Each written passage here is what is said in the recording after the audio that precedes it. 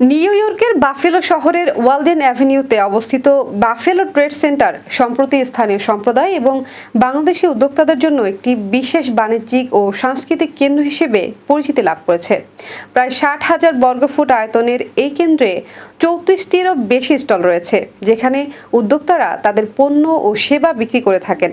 এসব প্রতিষ্ঠানে কর্মসংস্থান হয়েছে শত শত বাংলাদেশির। এছাড়া প্রতিদিন অসংখ্য বাঙালি পরিবার নিত্য প্রয়োজনীয় পণ্য ক্রয় করেন এসব দোকান থেকে। বিস্তারিত দেখুন প্রতিবেদনে।